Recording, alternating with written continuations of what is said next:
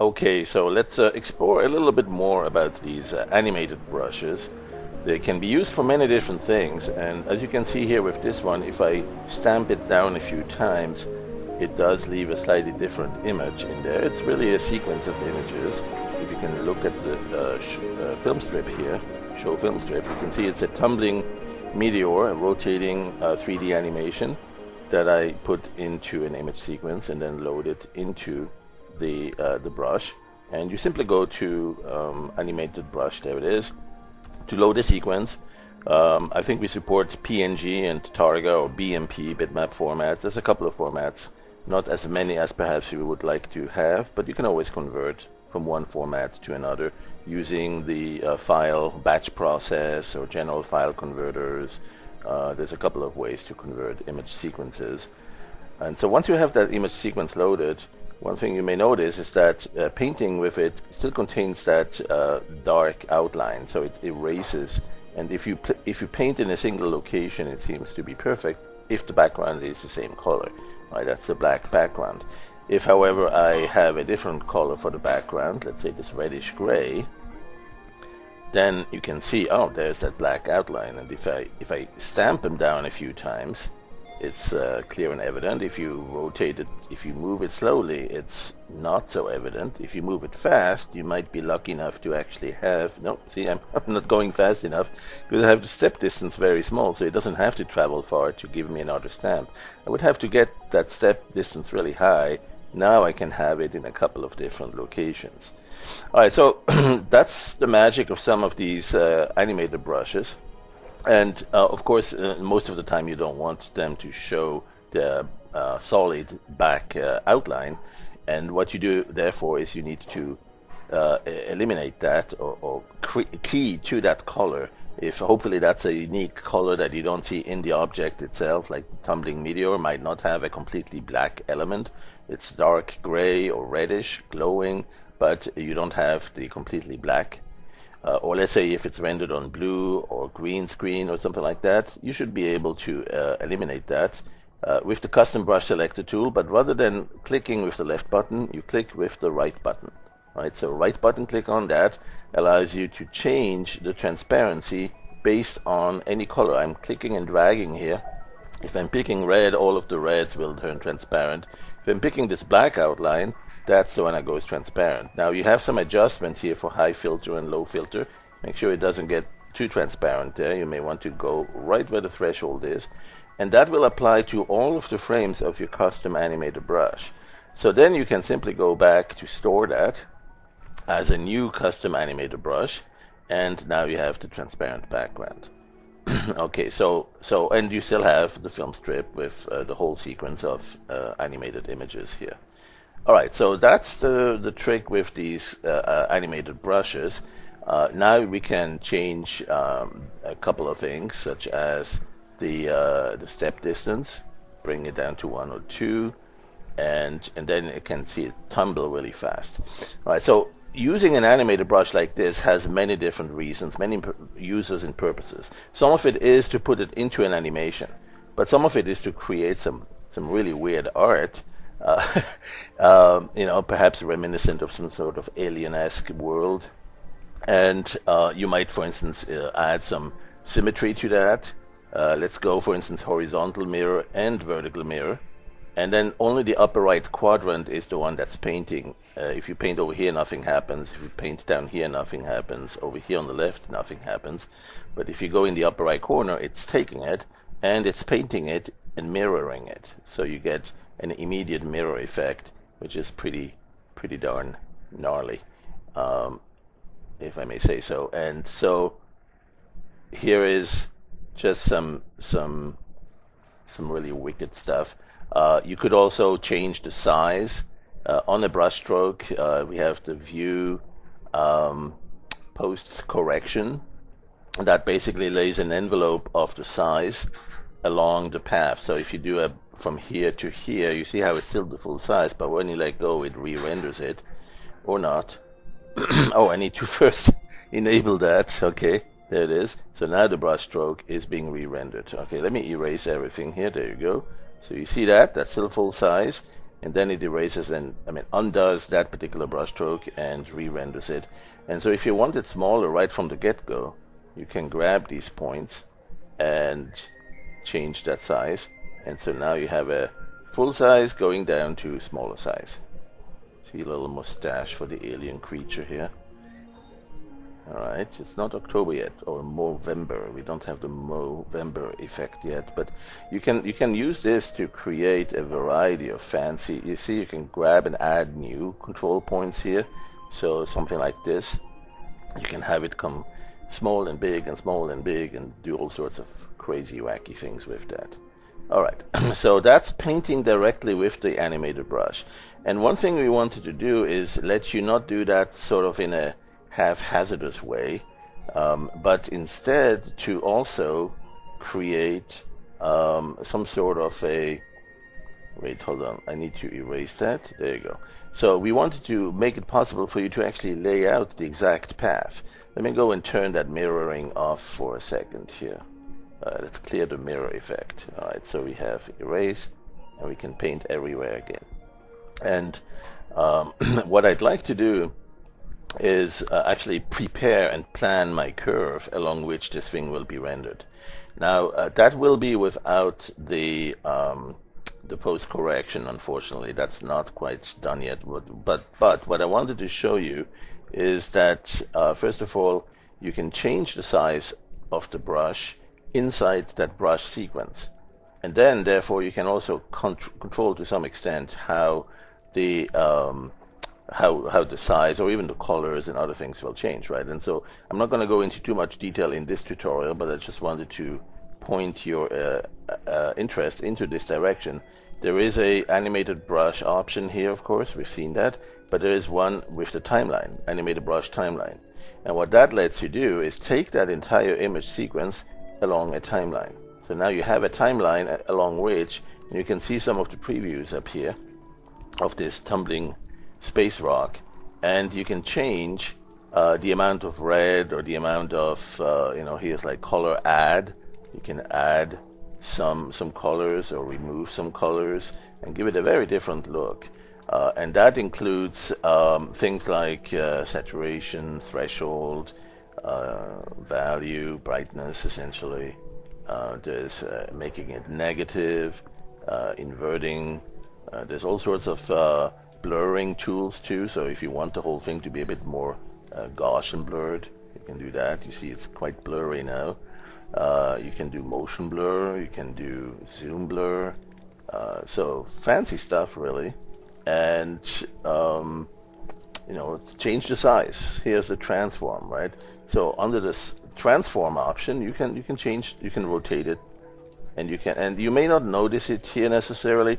There's the mask of the current orientation is showing. Even if you change it, you only see part of it through it, but it's actually going to do the whole transform once it's rendering, as far as I remember.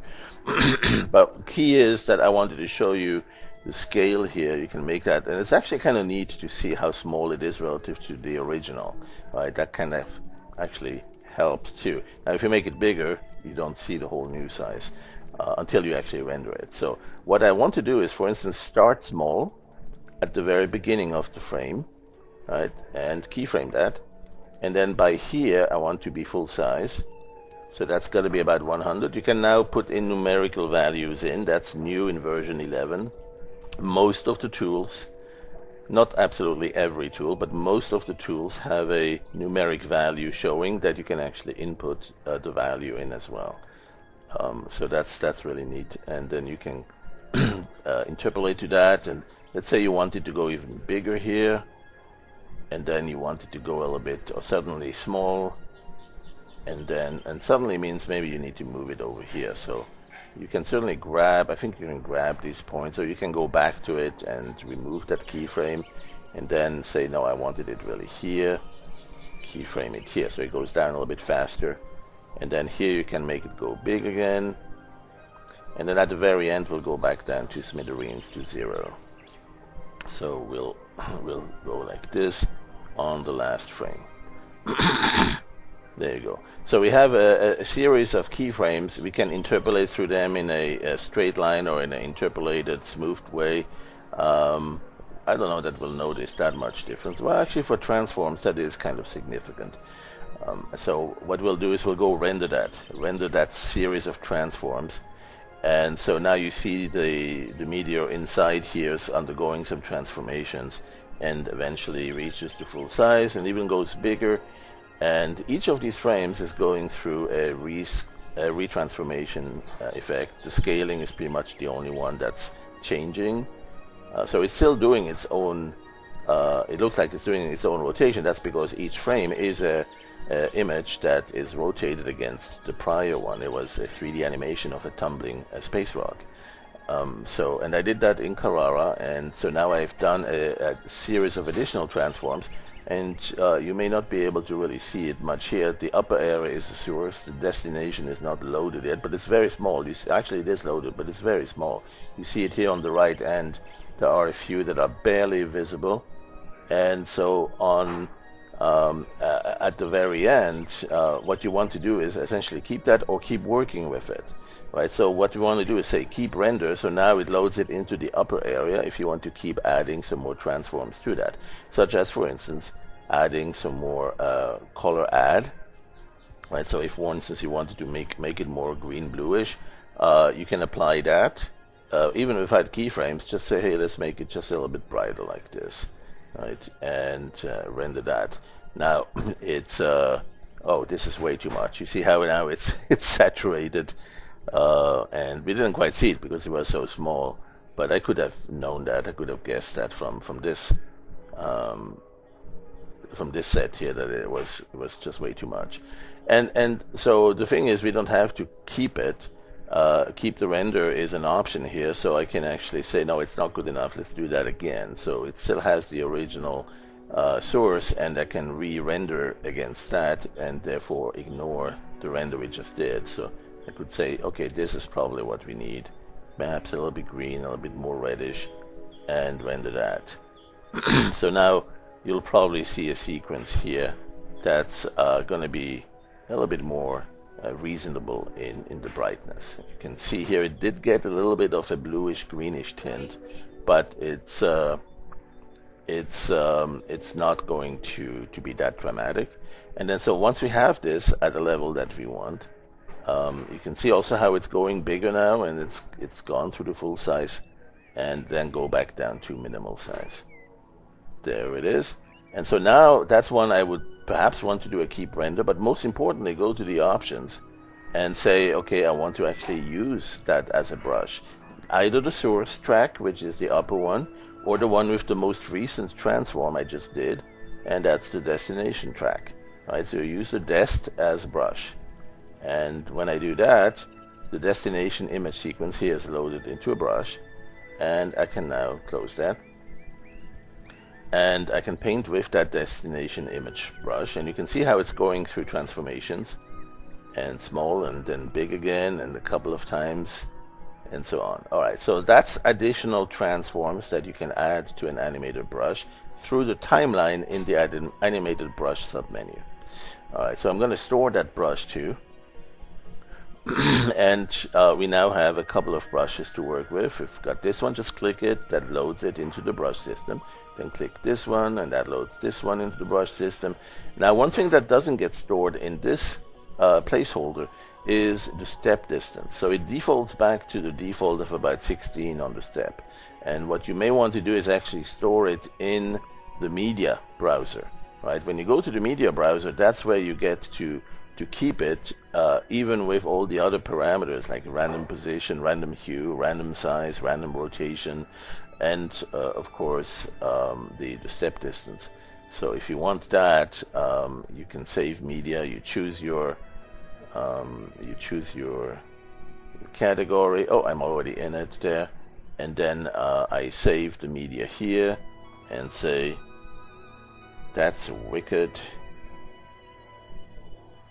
from space, from outer space maybe, and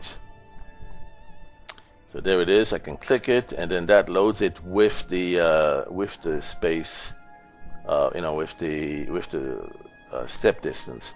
If I go to others like this one here, that one goes back to the bigger distance, But if I go back to the browse for media and find that stored one, that one has the highest, the smaller step distance, so it paints a little bit faster, one frame after the other, coming in faster.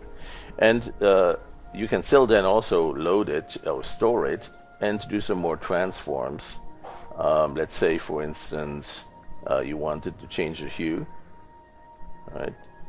And so it takes a little while because it has to go through each of these frames, and this one's a fairly long. It had about 600 or so, 600 sequence. So you see now it has a different coloration. This one is a bit difficult to see and predict the color. You probably will want to show the film strip and scroll down a little bit so you can see one of the big ones there. And then that way, if for instance you say you want to change to this hue, I don't know if that will actually reflect here. No, it doesn't. That's the original current level. You'll have to actually paint with it to see it. All right. If you have a single, I think it's the first frame that's affected by it. You can actually see it here, but because that one is size 0, it's a bit tough one on that. All right. So anyway, we have this tumbling rock, and let's go on now to the curve tool. Right. So with the curve tool, we can. In the past, we could not have it render along that. With the brush tool, you could simply brush.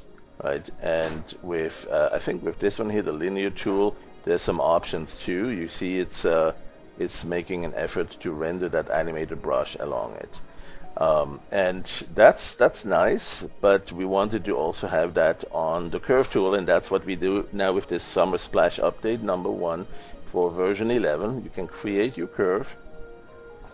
A couple of points. It needs at least 4 to have interpolated, or a curve that's able to be interpolated with Catmull or B-spline.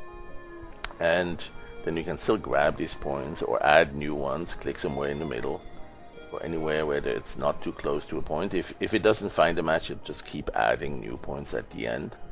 And if you come too close to the first one, it will think you want to close it.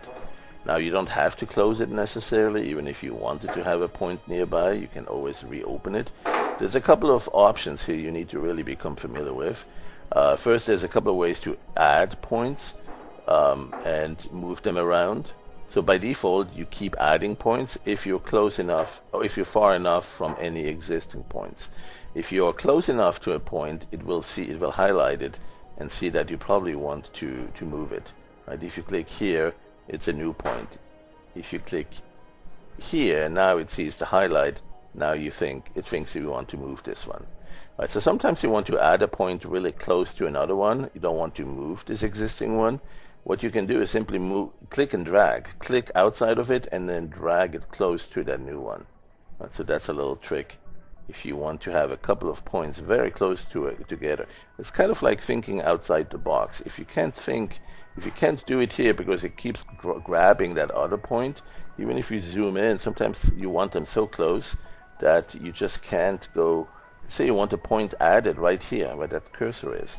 You can't, because it's going to grab the other one that's nearby. It's highlighting it, saying, hey, you're the closest one, I'm going to pick you, like this one here. If I want to add a point here in the middle, right, what I need to do is click outside and then move it in here. Right, now, of course, if I want to add a point between the existing 2 points, that's even another level of challenge. You need to zoom in to a point where you could actually see it not pick this point, but somewhere in between. And when they're too close, that's tough luck. You're going to need to probably move 1 point away to add some distance, right? Something like this. Now you see the highlight of the point in between. So here you couldn't add a new one, it's moving this one. Here you couldn't add a new one, it's moving this one. Right? But somewhere in between you have a zone where it doesn't see those 2 points, this one and this one, as a candidate. And it says, okay, we can add one here. Click it. Boom, now you have that new point. And then you could move this one back in place, and you could do what you want to do with this one, like have it in between. So very tight together now. And that was all possible because we were thinking outside the box. All right, so what do we want to do with these curves? Well, usually you want to render something along it, and that something is, of course, a brush. Right? So if you have a regular brush, let's say the simple, or maybe one of the oil brushes, like a large cover, a totally oil brush, going along that path, it's going to render that when you say you want to finish it. there's the finish category. And in the finish zone, you can basically have that brush going along. It doesn't show much. This one is just smearing it. It's a totally oil brush. It doesn't add a whole lot of new coloring. Plus it's black. We'll probably want a different color here. Let's do finish that. Okay, still not much. Okay, so one of the things is that what you get there really depends on the brush. Not just on the curve that shapes it, that says where to go, but also the brush that says what to place there. Now we have something we can see easily, right? This is the airbrush. If I go back to that smear brush, totally oil, there you go. Now you might see something. Yeah, it's doing a little bit of a smearing on that. And there's a couple of other ways to finish it. One is to fill it. Fill this. Now this is kind of ugly here, but it fills it with paper texture. You can see a little bit of a paper rough texture there. That's something you control over here. Right click on that or not. I think it's one of the options here with papers. There it is. You have all sorts of paper textures you could have. For instance, something like this, or some dinosaur skins, crocodile skins. I don't know why you need to skin these crocodiles. Let them be. So here's the paper texture again. Let's fill it. And now this one has this type of paper texture. But we wanted to have the animated brush render it along there. So when we clear and go perhaps back to a simple brush, a smaller one this time, right? Well, that's really small. That's a size 3. Let's go something like 20 something. There you go. So render, finish it as a render. You see that one is a full size all along the path. And one of the options is to change it, not really drawing it along that, not stroking the brush, but painting the brush. And the difference is that we start small and go to the big size and then end small again. So if it's a big size at the maximum value here, then doing this will give you something that almost looks like a brush stroke you did with a tablet, right? One of those Wacom tablets or any brand. You have a pressure-sensitive digital pen, and as you're drawing, it starts thin, and then you apply more pressure, and then goes bigger. That's nice. It's still not as nice as it could be because it's still a single image, a single brush. And we want to have some sort of animation going along that. So with the animated brush, if I paint that, if I pick that animated brush, now I can actually go with the curve tool. It still remembers that curve. I can go and perhaps keep it a little bit smaller and render it along that. Right, there it is. Now there's a couple of different ways this might appear depending on some of the chosen options. The step distance is still in control, right? If I keep it really big, if I set the step size pretty high, you'll see the distance from one to the next meteor. Right? There are very few of them, and you therefore can barely see that they're rotating, unless you have a much longer curve. Right? So there's a couple of ways to do that. One thing you can do certainly is change the step distance here to a smaller value and render that again. And now maybe you'll get an idea that it's actually tumbling along that and rotating as it's pulling the images from the animated brush. I'm going to go really low here, step 6, and render that. So now you can see it's definitely changing the orientation here, changing the rotation. Let's go down to 1. Let's go to a very small step distance. And we should have multiple instances, there it is, multiple iterations of that rotation. Right.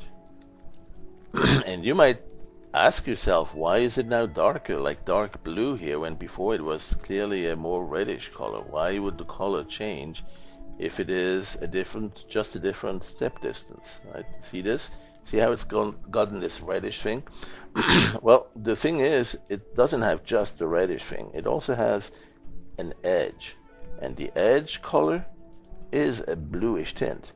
Right? You can see it right here. So when they're very close together, the only thing left to see is the edge as it goes from one pixel to the next. Here it goes 5 or 6 pixels at a time. 8, actually. The step distance is 8.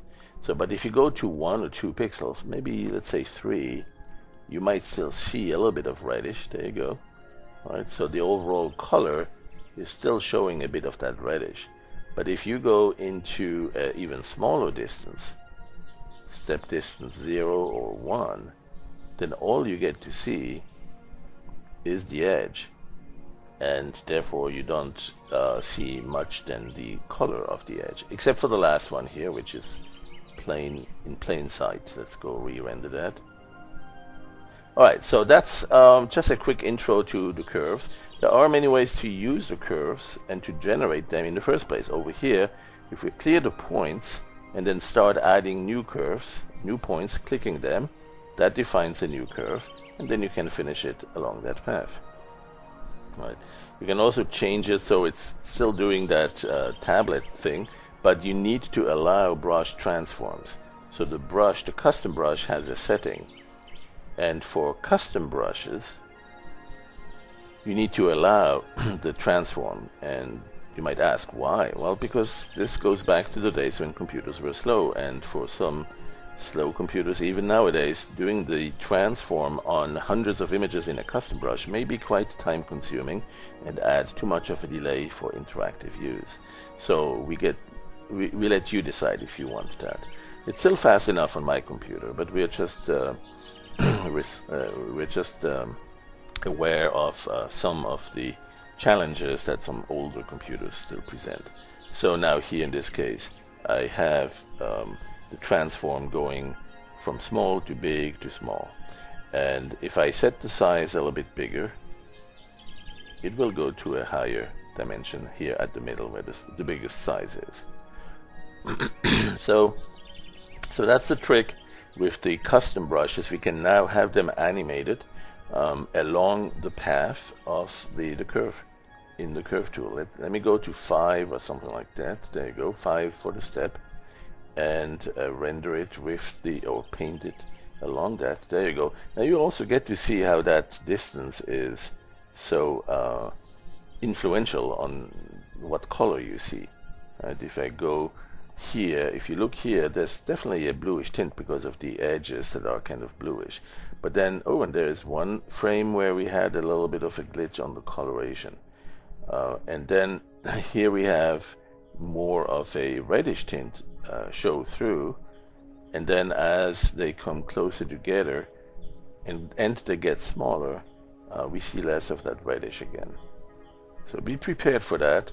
If you do have images in that animated brush that are not perfectly clean, you might see some discoloration depending on how big they are or how close together they are, and that can be controlled by a number of options.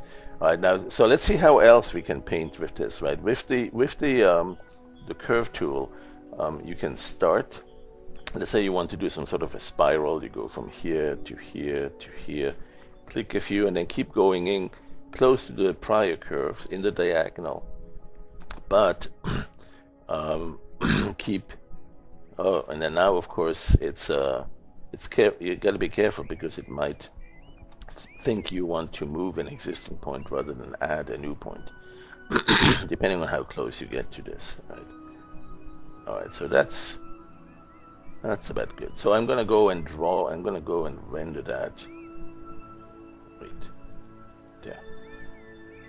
Grab this one. Could even go outside here. The curve along which it's going to draw doesn't necessarily go outside. The point here is kind of a scaffolding outline. That depends on what type of interpolation you have. The Catmull mode goes through the control points. The B-spline mode uses the control points as a container. Right. All right, so we can now go and paint along that. And the animated brush is being rendered along that, and it's tumbling and animating all along. Now, sometimes you have a different need, which is to draw this in a brush stroke, meaning those points, those control points off the curve. And you can do that with the curve tool. You can go to this mode here, which is freehand draw curve. Right, so you can draw something like this. You say you don't want it closed, so make sure you unclose it. And you can do a straight line or a curved interpolation. But then you may want to even do more, which is to have it automatically render along that path. Right? So you can say something like this, and you say, okay, where is the curve? Where's the brush now? It needs to do a brush stroke immediately, and that you can do. There is an auto mode here. right? That's next to the finish, where you could say, okay, finish it, or where you could say finish it in a painted mode, where you see this brush stroke change size. Oops, let's go and undo that and do it one more time. Right, you could do this, or you don't have to do this if you enable one of the auto modes. And there's two modes, of course. One of them is to draw or stroke, and the other one is to paint. So if you go to this mode here and you clear, and you're still in this mode here for the generation of the point, for generating the points, you say something like this, boom, it automatically draws it. Right, this is the brush mode. It's automatically brushing or stroking a brush stroke. And if you want the other mode, which is this one here, that's automatically paint the path. Right? Here it's doing the resize automatically. Alright, so now it's really getting interesting, because we have an animated brush going along that. Alright, so let's do something a little bit fancy here. Let's go up and down and up and down and up and down, one brush stroke. And then zigzag and something like this. And now it's rendering all along that. You see, this takes a little while. And the time it takes will depend on a number of factors. For instance, also the step distance. If you make this a little bit bigger, it will skip more points before it draws the next one, right? It will skip more positions along that. So let's say I do this, and then I do, well, I can re-render along that. The curve is still there. And that may take a little bit less time. It's marginal at times. But there it is. So you have now the animated brush along the curve. Now, that's not where it ends. You can also animate that. Oh, pun intended, that's for sure. You can have this rendered into a single image, like we have here, or you can have it rendered frame by frame across an animation. Right. So to do that, I'm going to clear the animation, the image. I'm going to clear the image and create an animation placeholder. Let's do 234 frames. Right. And then I'm going to go draw a brush stroke like this. And right now it's still set to automatically paint along it in that current one frame. I'm going to undo that. I don't want that. What I want instead is to not do the automatic draw. Uncheck this. And use the next option here. Right, we've seen that we can draw, we can paint, we can fill. We can also fill into the alpha channel. You could have an outline, generate a outline mask into a selection mask in the alpha channel. But let's skip that and go straight to this one. Animate the brush along the path. Now we have the animation going along the path. Now in that case, it's not applying the size, the scaling. Right, so that's more like the stroke mode.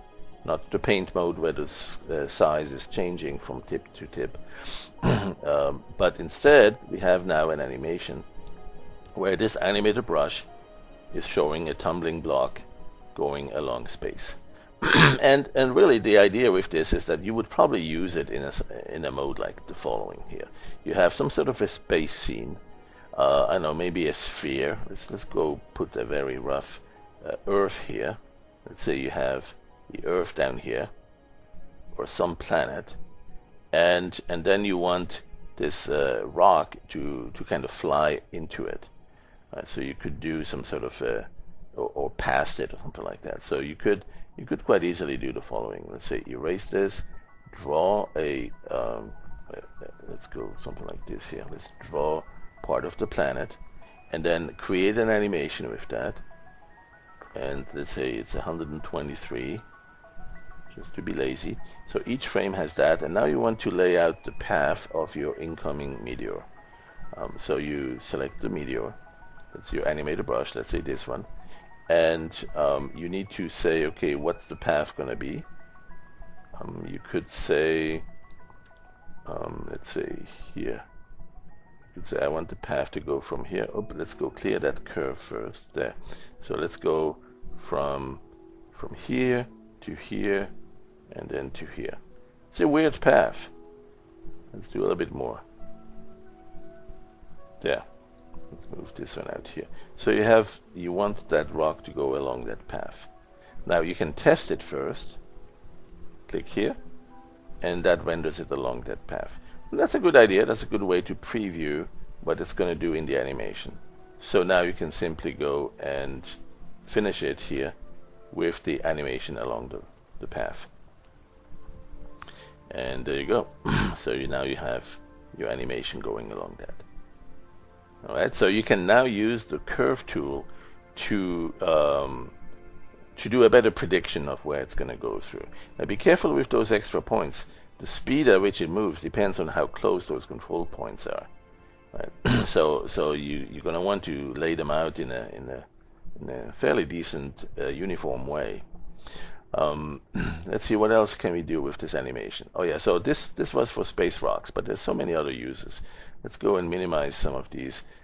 We have other types of brushes, such as, for instance, this one here. This is a custom animated brush that you can download from our website.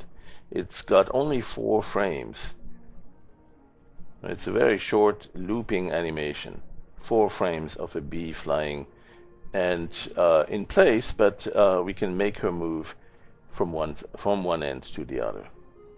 So for instance, if we want to have that bee go along that same animation but kind of avoid colliding with the rock, what you can do is, first of all, let's go minimize this a little bit.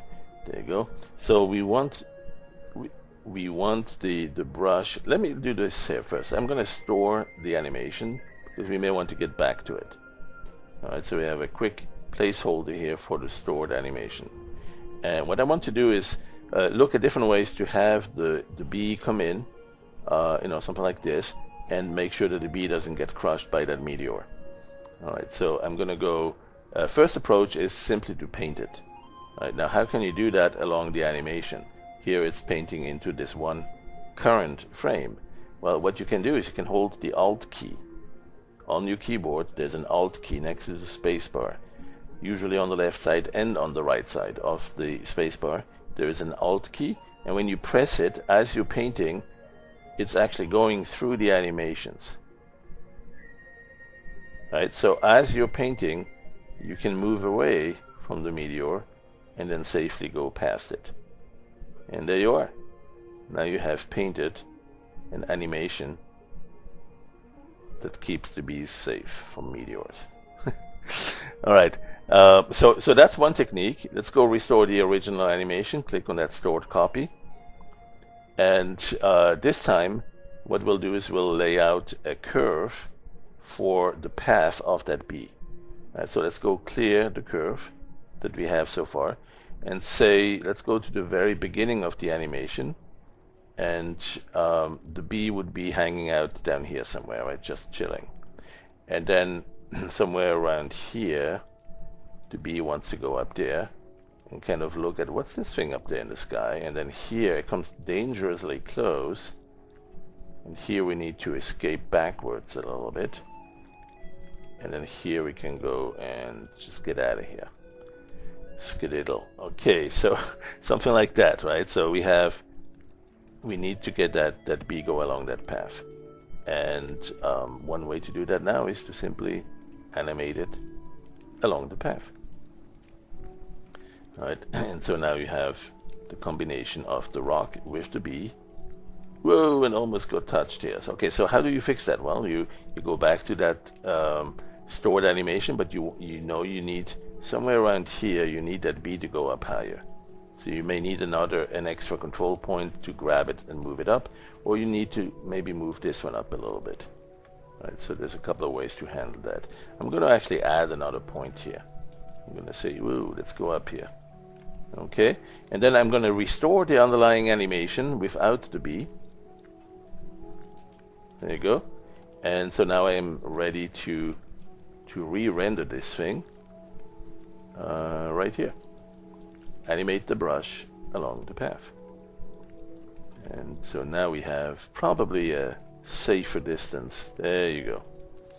All right, so that's one easy way to predict or to preview which way this thing is going to animate, and then keep going at it. Now, one thing you may want to do also is to have a whole flock of additional bees there, maybe smaller ones, maybe different colored, maybe babies. Let's do that. Let's reduce the size a little bit of this brush. And so now we have smaller bees. You can actually preview here what the bee will be, if the bee size will be. If you go to the brush tool you can see what the size of it is. So maybe that'll be a child behind it. So go back to the curve tool and move the whole curve. Now, I don't mean to move each individual point. You can grab this little handle that's on the side, and with that you can move it to the side, let's say a bit behind, and then that way it will appear as if it's behind this bee. Right? You may want to also change the size, the color, let's say hue, a bit more reddish or a bit more greenish. Green is a younger color, so we could go and render that. So animate that. And so now we have a little baby one following it in perfect tandem. Now, let's say we have a whole bunch, a whole family of little bees behind it. What we keep doing, we just change the position of this a little bit. We might change the size of this a little bit too, so they're not all exactly the same, and just render that again. And then perhaps make it even smaller and move it along downwards this time, and so on. So now you have the start of a whole family of bees here. Sometimes you don't change anything except for the position. I have one that's kind of adventurous and coming forward a little bit. There you go. Then you have one that's you need to have a few more trailing in the back here, right? So something like this, and then let's say we want to see this one here, we just added that. Let's do one more above it and even further to the right. Render that. And so now you have a whole flock of bees, but they're all looking like they're flapping their wings exactly in tandem. That doesn't look natural. Why is that? Why is it that they all have their wings up at the same time and then down at the same time? Well, that's because every time we start with painting that animator brush along the path, we start in a way that begins at the beginning of time. No, at the beginning of the brush. Actually, I'm not sure if that's really the reason, but there is one option where you could possibly affect that. That's this option. Go to frame, to first frame on mouse down. So if you don't do that, it might give you a different outcome. Actually, I think we had that on, so I'm going to enable it now, and I'm going to see if that does a slightly different thing. So I'm going to move the curve. This time we'll go down and animate. And so now I think we have a slightly different scenario. Yeah, look at that. This one here now has the wings up, while all the others has the wing down. All right, so you may want to have that option checked so that it picks the first frame or a different frame, or there's a variety of results you can have depending on which way you go with that option. All right, so play with that to see if you can have the frame on that sequence chosen differently for each iteration. So I'm going to go a little bit further back here, and I'm going to have a whole swarm by the time I'm done here. I'm going to go render that. I'm going to go render it even further, perhaps a little bit different color, or a little bit bigger again, maybe a little bit hue saturation, a little bit more saturated, a little bit brighter or darker. So many things you can change there. You can also add some more red, so saturated on the red side, glowing. Look at that red glowing wings, and render. They're animated along that. All right, so now you have a little Rudolph at the very end with the glowing, not the glowing nose, but the glowing wings, and that's what we just created here. All right. Now, sometimes this still looks too mechanical. Look, I mean, the wings are no longer up and down all exactly at the same time, but there's still something odd about it. Right? The animation looks like they're all moving exactly forward and backwards and up and down exactly together. And so there is more noise you will want to add to that. There is more variations, and one of them is to actually move the path, the points themselves. Right? Instead of moving the whole curve like we did here, what you can do is you can move some of these control points, and then that will actually change which way some of the new rendered bees will travel. All right, so I'm going to go do that a little bit, and perhaps this one too. And to be safe and not introduce new points, what you can do is go to a mode up here, which is rather than add point, which can both add or move points if you're close to the existing points.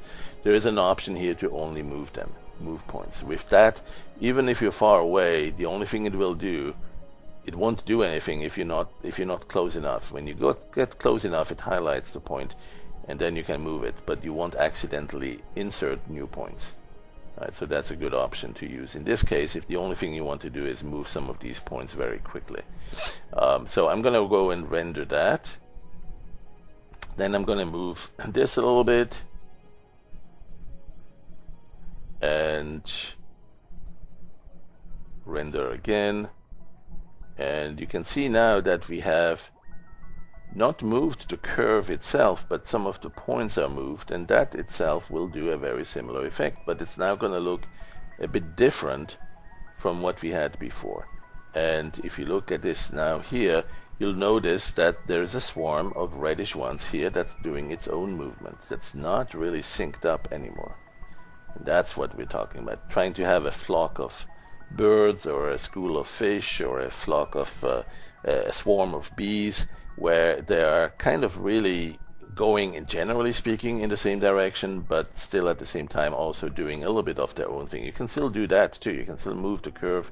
And by the way, if you ever need this curve to be saved or stored, like we have a stored animation, you can do that too now. Right? You have an option here, store curve. So I highly recommend you do that, because then you have a quick and easy way to go back to this one in case you accidentally delete a point. You know, if you move a point, that's fine. If you didn't want to move this point, you wanted to move another point, you can just click here to restore that curve. So that's a really good way to use it too. All these features really are starting to make sense and come together. Well, they always made sense, but it's it's making sense to have it now and use it, right? Here I'm gonna do a couple of things here. This S shape that I currently have, I'm gonna make it kind of spin like a spiral, like a what is it, a galaxy or something like that, or a big hurricane storm with the eye of the hurricane here at the middle. So I'm gonna go and render that, and then I'm gonna go and move these points here, whereas these points move over here, and this thing here comes a little bit closer together, and reanimate. And then I'm going to keep doing that. So I'm moving just the upper points, I'm moving the lower points, and these dudes kind of come together closer, and animate again. And so what you probably will see is that there are a couple of renegade bees that are not following Mama here. Right? Most of the bees are following and going with it, but there's a couple now that are doing their own thing. And boy, they are going to be in trouble when Papa comes around. Alright, see here? Well, it still looks pretty good. Alright, so let's do an animation here. You can see actually there's one that's going along the path, the most recently rendered path. So that's kind of neat. Let's do that. Let's do one more set of transforms. Let's say there's one here that's joining, and that's this one, and then everybody goes here, and then this is up here, right? And then we move the whole thing, and then we give it a different color so we can really see which one is which. So give it a bluish greenish. Let's do add some blue, add some green, reduce the red there, so it has a bluish greenish tint all over. And go and render that. And so now we should have a pretty nice animation. Let's get out of the curve tool, and actually no, we wanted to stay in the curve tool to see the one that's rendered along the path. I think it's this one. No, it might be a different one. There it is. See this dude here? This little guy. There you go. Comes back to take his rank, his place in the hierarchy. And so now we have a lucky survivor that was just almost hit by the rock and joins the family, and they all go around safely. Whoa, one of them gets really close to down here at the bottom. Do you see that? All right. So hopefully that'll give you some ideas of stuff to try. Of course, all of these animations, they can be these animated brushes. They can be hand drawn. You could draw these images one by one and build them up into an animated brush, or you can have them rendered in another program like Poser, maybe a walk sequence, and we can perhaps finish by just looking at what that looks like. Right. So hold on a second. Let's see, that would be brush, animated brush. I think I need to load a sequence for that.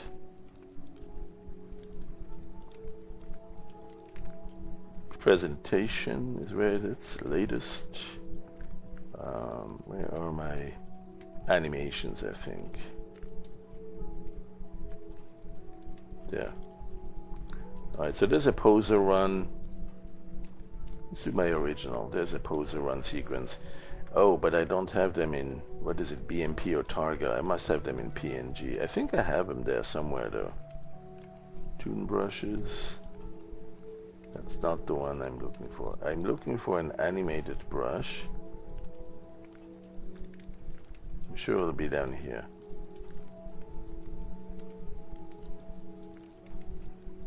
I'll find it. Just bear with me for a second. Maybe it's objects. Yeah, that looks a bit more like it.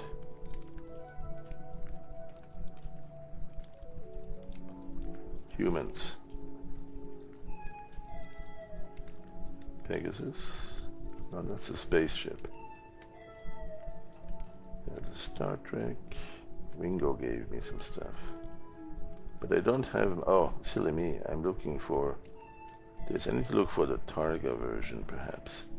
Anim brushes. There you go. Okay. So here's a running man. And... I think I have 30 frames or something. Yeah, 0 to 29. Let's go grab it. Actually, in this interface, all you do is you grab one, and they will find the rest with the same number sequence format. Right. So I don't think I have a BMP sequence. Yeah, this one I have just the Targa. And like I said, you just grab the starting point and then load all that. So you now have an image sequence in your brush, and the first thing you should do is store that. And there it is. Alright, so this one, if you look at the film strip, it's a sequence. A running dude. There's one empty frame at the end, it seems. We could delete that. I'm not sure yet if it hurts or if we want it gone. So, but what we want to do is make the blue go away. And that's of course done, as we saw earlier, with the custom brush on the right click to do the keyframing. Not the keyframing, but the color keying. And you see that also there's a couple of options here for the transparency control. Right, so you can key to secondary. If secondary color is blue, it would actually eliminate the blue here. But you have a couple of other options. And the transparency tool might be worth exploring. The color key, I think that's the one that we want to use. That's not exactly it. Let's go do this. Let's go select this brush as the current. Let's see if we have it actually. Let's get the eye here. Yep, we have it loaded. Let's right click the custom brush pickup tool so that we get the keying and transparency on the blue. So that's pretty neat, but it still has a tiny little bit of a bluish tint. And so you might want to further adjust. See if you have it too high, you see more of that blue. So you may want to adjust it here and then perhaps even grab this one. And hopefully you won't see any holes in here. You could then also do this one here, store it as the new brush. And so now you have a custom brush of this dude running around. There is this one frame that's empty at the end. We want to probably eliminate that. So let's go to the film strip here. Yep, this one here. Let's go delete that. Simply delete frame will delete the last frame. There you go. So now we have just the running dude. And that's perfect. Now we can minimize all these, and space rocks no longer needed. But we can undo all this and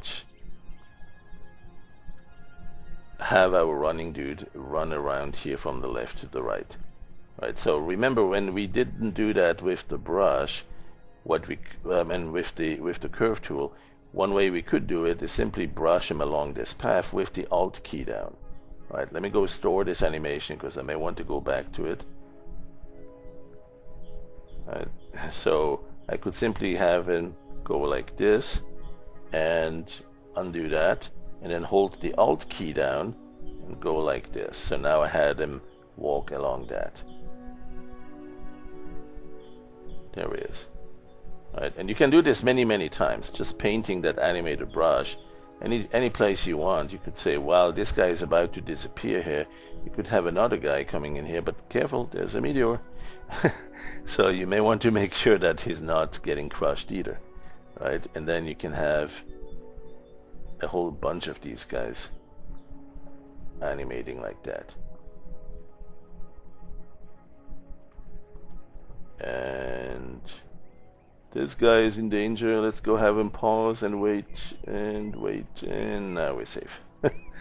Alright, now sometimes you want him to go faster, sometimes you want him to go slower. Just think step size, right? If you want him to go faster, a bigger step size means that it will take more distance before they get stamped down again, so they actually move faster along whatever direction you paint, whether it's going down, stuff like that. So they take fewer frames, longer distance, they appear to go much faster. See that?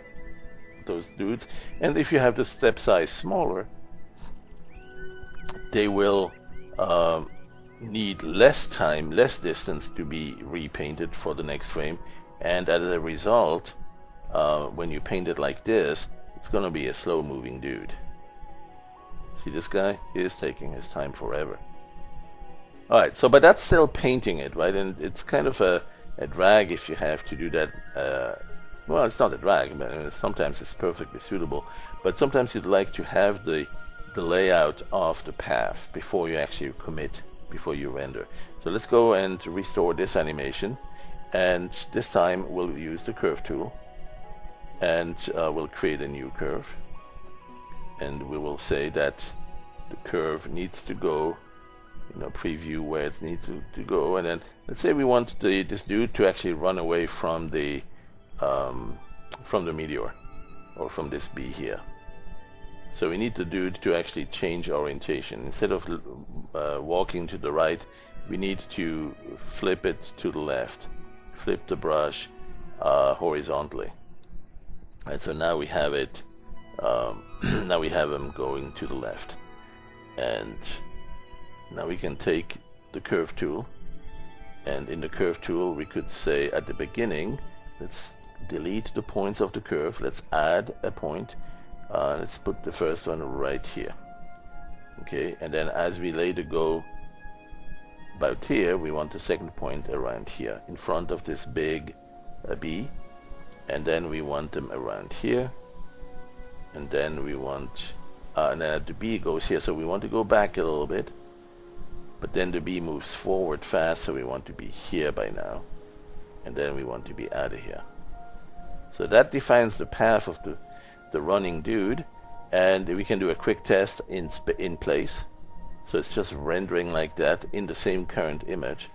Or undo that and render it like before. Animate this brush along the path. And so now we have an animation where the dude is running and staying ahead of the bee. Pretty much. Alright, so hopefully that'll give you some ideas of new stuff to experiment with and try. It's essentially a sprite sequence or an image sequence in that animator brush, and you can now have that in the curve tool. There, that wasn't that difficult. It takes just about 2 seconds to say that, and I had to make it a 1-hour tutorial. Alright, well that's me. Thanks very much. Thanks for watching, and happy howlings and waffling. And stay tuned for the upcoming update on Howler 11's Update 1, the Summer Splash.